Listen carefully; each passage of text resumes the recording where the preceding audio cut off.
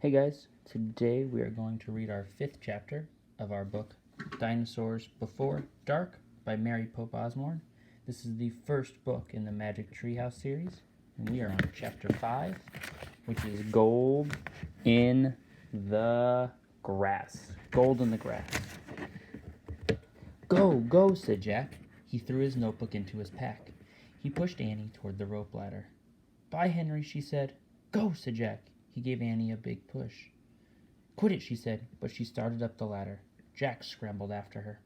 They tumbled into the treehouse. They were panting as they looked out the window at the dinosaur.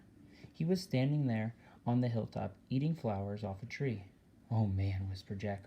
We are in a long time ago. The dinosaur looked like a huge rhinoceros, only he had 3 horns instead of 1, 2 long ones above his eyes and 1 on his nose. He had a big shield-like thing behind his head. Triceratops, said Jack. Does he eat people? Whispered Annie. I'll look it up. Jack grabbed the dinosaur book. He flipped through the pages. There, he said. He pointed to a picture of a Triceratops. He read the caption.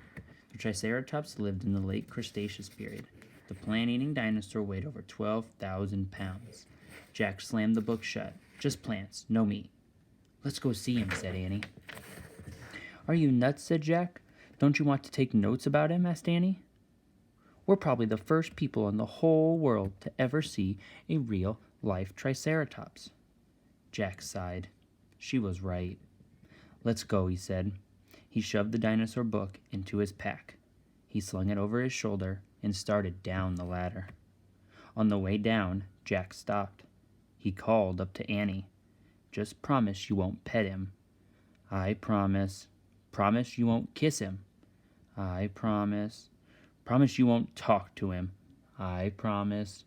Promise you won't. Go! Go, she said. Jack went. Annie followed.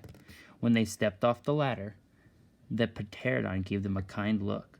Annie blew a kiss at him. Be back soon, Henry, she said cheerfully. Shh, said Jack, and he led the way through the ferns. Slowly and carefully, when he reached the bottom of the hill, he kneeled behind a fat bush.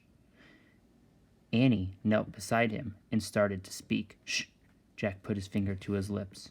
Annie made a face. Jack peeked out at the Triceratops.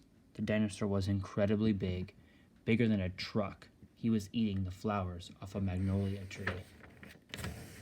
Jack slipped his notebook out of his pack. He wrote, Eats flowers. Annie nudged him. Jack ignored her. He studied the Triceratops again. He wrote, Eats slowly. Annie nudged him hard. Jack looked at her. Annie pointed at herself. She walked her fingers through the air. She pointed to the dinosaur. She smiled.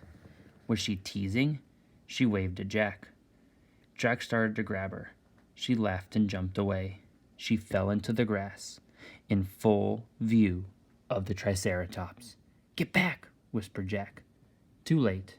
The big dinosaur had spotted Annie. He gazed down at her from the hilltop. Half of a magnolia flower was sticking out of his mouth. Oops, said Annie. Get back, Jack shouted at her. He looks nice, Jack. Nice? Watch out for his horns, Annie. No, he's nice, Jack. Nice? But the Triceratops just gazed calmly down at Annie. Then he turned and looped away down the side of the hill. Bye, said Annie. She turned back to Jack. See? Jack grunted, but he wrote in his notebook, nice. Come on, let's look around for some more, said Annie. As Jack started after Annie, he saw something glittering in the tall grass. He reached out and picked it up. A medallion. A gold medallion. A letter was engraved on the medallion. A fancy M. Oh, man. Someone came here before us, Jack said softly. And that's the end of chapter 5. We will read chapter 6, but we will do that on Monday.